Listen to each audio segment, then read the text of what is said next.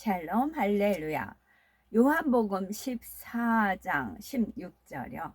내가 아버지께 구하겠으니 그가 또 다른 보혜사를 너희에게 주사 영원토록 너희와 함께 있게 하리니. 아멘. 제목은 성령이 도우시는 신앙입니다. 예수님의 부활 승천 이후 성령이 처음으로 성도들에게 임하였지요. 성령 받은 하나님의 자녀들이 보혜사 성령님의 도우시는 신앙생활을 하려면 어떻게 해야 하는지 살펴봅니다. 예수님은 제자들과 마지막 만찬 자리에서 이제 곧 제자들이 거할 처소를 예비하러 아버지 집으로 간다라고 말씀하셨죠. 그러자 제자들은 근심을 했습니다. 예수님께서 어디로 가신다는 것인지 이해하기가 어려웠죠. 또 자신들과 늘 함께 하시며 말씀을 가르치셨고 동고동락하신 예수님이 떠나신다는 말씀에 걱정이 되었습니다. 이런 제자들의 마음을 아시고 예수님은 제자들을 고아처럼 버려두지 않겠다고 위로하셨죠.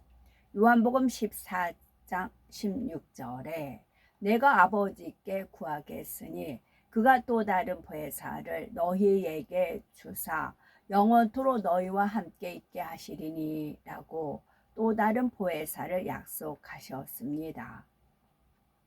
그리고 요한복음 16장 7절에 내가 너에게 실상을 말하노니 내가 떠나가는 것이 너희에게 유익이라. 내가 떠나가지 아니하면 보혜사가 너희에게로 오시지 아니할 것이요 가면 내가 그를 너희에게로 보내리니 하고 예수님이 떠나가시는 것이 오히려 유익하다고 말씀을 하셨습니다. 보혜사라는 뜻은 지킬 보, 은혜해, 스승사자를 씁니다. 즉 성도를 보호하고 돕는 성령을 지칭하죠. 예수님은 보혜사 성령이 어떻게 제자들을 도우시는지 그 역할에 대해서도 조목조목 가르쳐 주셨습니다. 그 당시에는 다 이해할 수가 없었지만 성령이 임한 후에 제자들은 예수님의 말씀을 하나하나 깨우칠 수가 있었죠. 성령은 예수님께서 부활 승천하신 후 예수님께서 맺으신 복음의 열매들, 곧 제자들과 성도들에게 처음으로 임했습니다. 약 120명쯤 되는 성도들이 예루살렘 마가의 다락방에서 기도할 때 보혜사 성령이 임하였지요. 성령이 임한 후에 성도들은 충만한 신앙생활을 할 수가 있었습니다. 초대교회의 폭발적인 부흥이 일어났지요. 사도행전 2장 46에서 47절에 날마다 마음을 같이하여 성전에 모이기를 힘쓰고 떡을 떼며 기쁨으로 순전한 마음으로 음식을 먹고 하나님을 찬미하며 또 온 백성에게 칭송을 받으니 주께서 구원받는 사람을 날마다 더하게 하시니라 말씀한 대로입니다. 사도들을 비롯하여 초대교회 일꾼들은 성령의 능력을 힘입어 또 성령의 섬세한 인도를 받아 복음을 활발하게 전했습니다. 아버지 하나님은 보혜사 성령을 예수님의 제자들이나 초대교회 성도들뿐만이 아니라 모든 자녀들을 위해 보내주셨습니다. 바로 우리를 도우시기 위해서 보내주셨지요.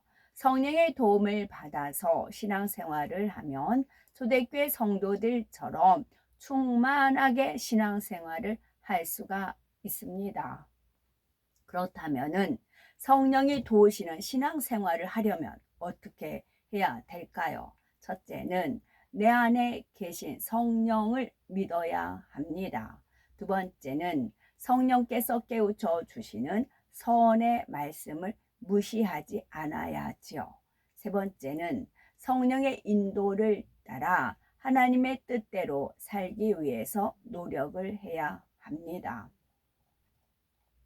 성령이 도우시는 신앙생활을 하려면 내 안에 계신 성령을 믿어야 하지요.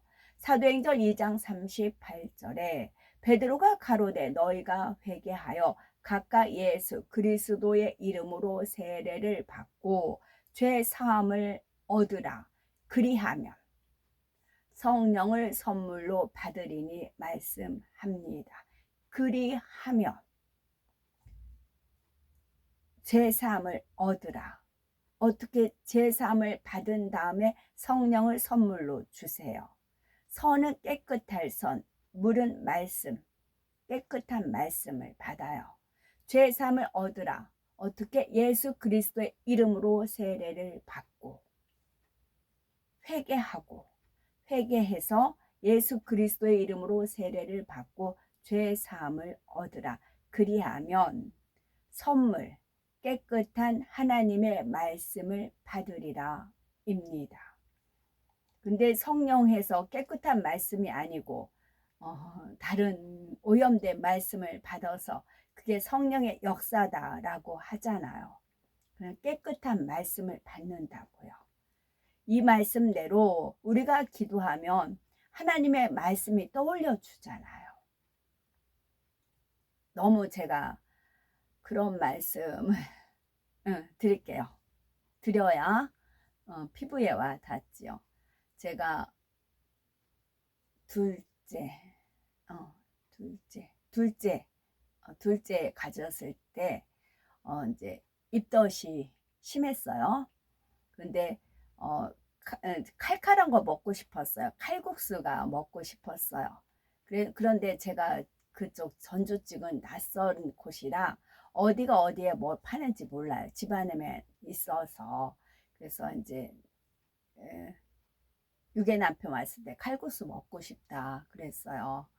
근데 어디서 어떻게 파는지 모른다고. 비싼 것도 아니잖아요, 칼국수. 그랬는데 듣고 말더라고요. 그리고 며칠 뒤에 그 위에 누나가 있어요. 이제 이혼하고 저를 진짜 은근히 못 살게 군 누나였어요. 근데 이제 거길 일주일에 한 번씩 그 댁을 갑니다. 갔는데 저보고 뭐라고 하냐면 이름이 영수예요. 영수가 칼국수 사준다고 해서 나 칼국수 맛나게 먹었다. 그 소리를 하는 겁니다. 그랬을 때 얼마나 무너졌겠어요. 그러니 막막하더라고요. 그렇게 칼국수가 먹고 싶어서 어렵게 그것도 얘기한 건데 그거를 그래서 제가 표현 이제 하나님 만나고 나서 2000년 이후에 이제 막 또 여러 가지 그런 있을 때는 그때는 이제 하나님이 주신 말씀을 막 해요. 그때는 이제 제가 심판을 받아놓은 상태였기 때문에 그랬을 때 그랬어요. 둘이 섹스만 안 할 뿐이지 죽고 못 사는 사이가 아니냐. 제가 그렇게 얘기했어요. 반박 못해요. 어렵게 이제 명절이네요. 명절에 일찍 전날부터 가서 일을 하잖아요. 힘들게 일을 해요. 그리고 나서 이제 그 명절 돼서 오면은 둘이 나는 일찌감치 가서 힘들게 일을 합니다. 명절이면 이제 새벽부터 아이들 택시 막 어렵게 잡아 타고 가요. 그래가지고 그때부터 어렵게 일을 합니다. 그러면은 밥 먹을 이제 10시, 11시쯤 되면 둘이가 같이 들어와요. 대문으로 들어보면. 매번 그랬어요. 그래서 둘이가 섹스만 안 할 뿐이지 죽고 못 사는 사이가 아니냐. 그리고 밥 먹을 때도 옆에서 붙어 있고 그래요. 그런 눈물겨운 삶을 살았어요. 그 덕분에 하나님 만났지만 그랬을 때 너무 마음이 무너지잖아요. 그래서 교회에 갔어요. 가서 막 하나님한테 그냥 막 울었어요. 펑펑 울었어요. 울었더니 음성이 들려요. 하나님 말씀. 그러니까 하나님 말씀을 주셔요. 너는 내게 부르짖으라. 내가 네게 응답하겠고 네가 알지 못하고는 크고 비밀한 일을 네게 보이리라. 이 말씀을 떠올려 주십니다. 너는 내게 부르짖으라. 그때부터 부르짖기 기도를 했지요. 그랬더니 너는 내게 부르짖으라. 네가 알지 못하는. 제가 어떻게 오늘날 전 줄 알았겠어요. 그 당시 스무 살이었어요. 30 안 됐었어요. 30 안 되었었을 때였으니까. 네가 알지 못하는 크고 비밀한 일을 알려준다고요. 지금은 크고 은밀한 일이라고 되어 있잖아요. 비밀한 일, 은밀한 일은 저와 주님과의 사이는 은밀한 일이에요.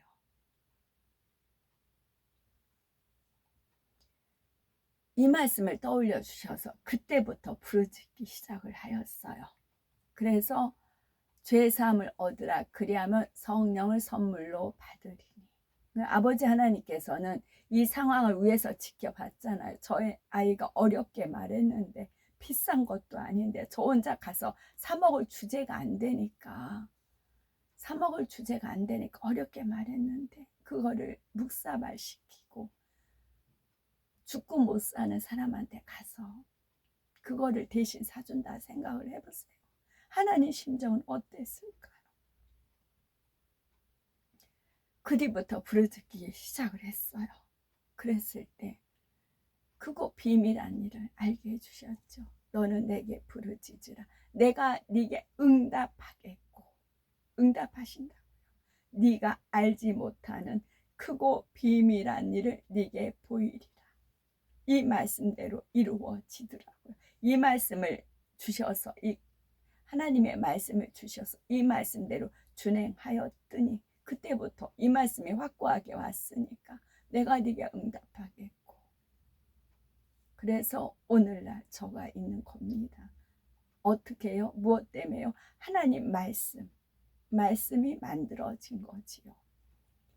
이 말씀대로 누구든지예요. 자신의 죄를 회개하면 예수 그리스도의 이름으로 세례를 받으면 이 말씀대로 누구든지 자신의 죄를 회개하고 예수 그리스도의 이름으로 세례를 받으면 하나님께서 마음에 성령을 주십니다.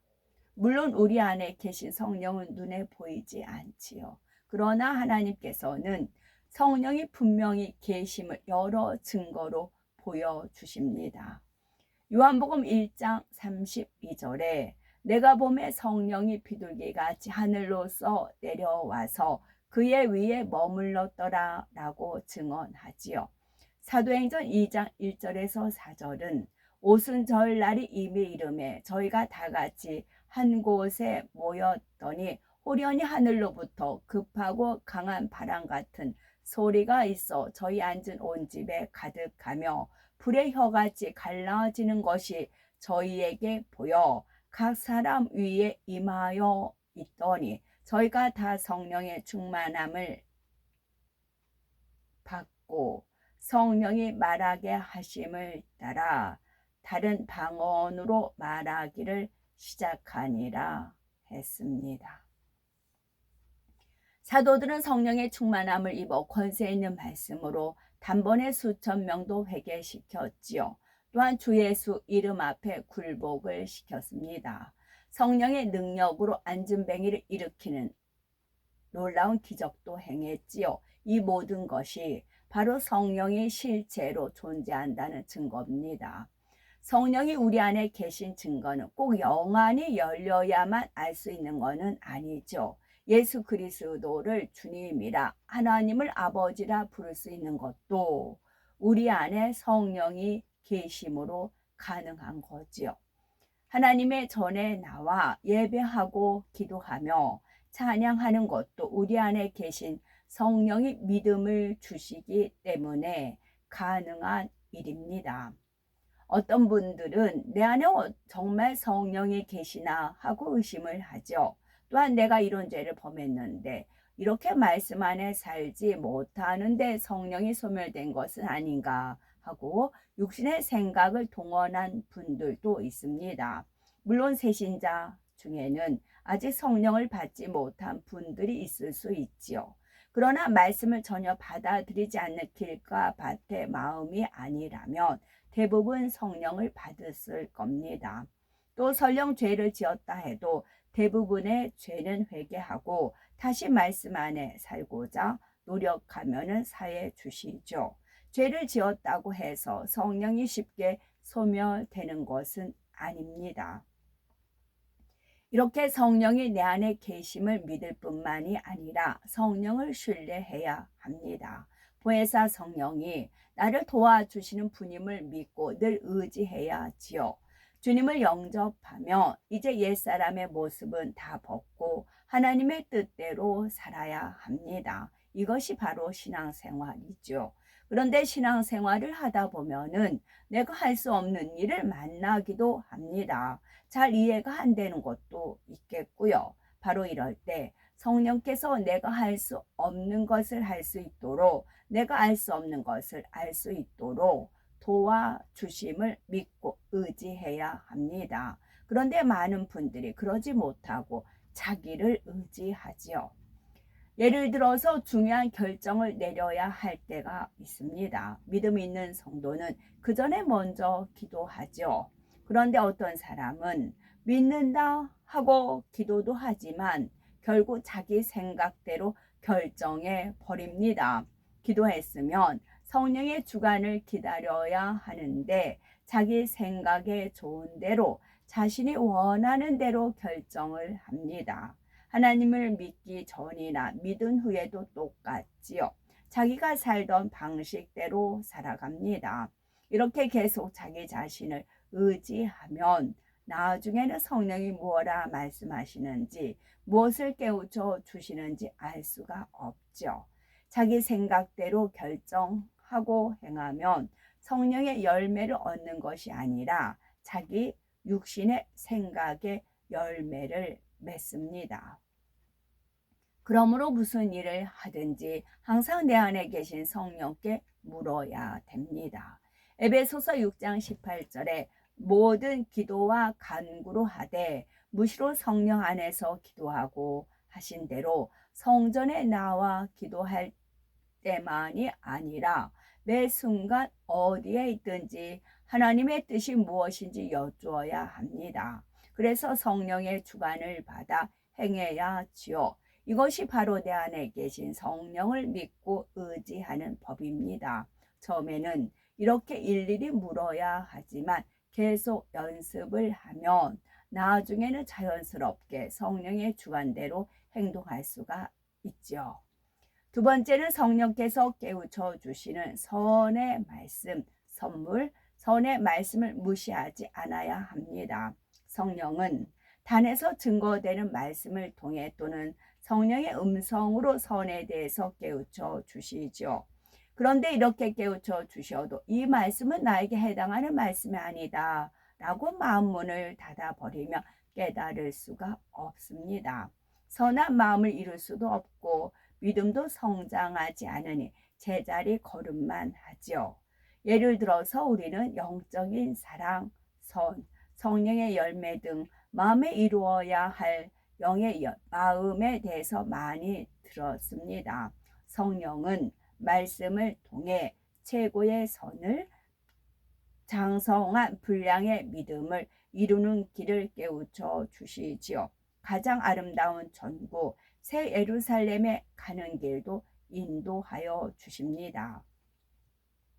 우리는 이 모든 말씀을 자신에게 주시는 말씀으로 받으셔야죠. 아니면 저렇게 높은 차원에서는 내가 이룰 수 있는 것이 아니다 하거나 저런 믿음의 행함은 아직 내 능력으로는 할 수 없다라고 스스로 단정해 버리지는 마셔야 됩니다.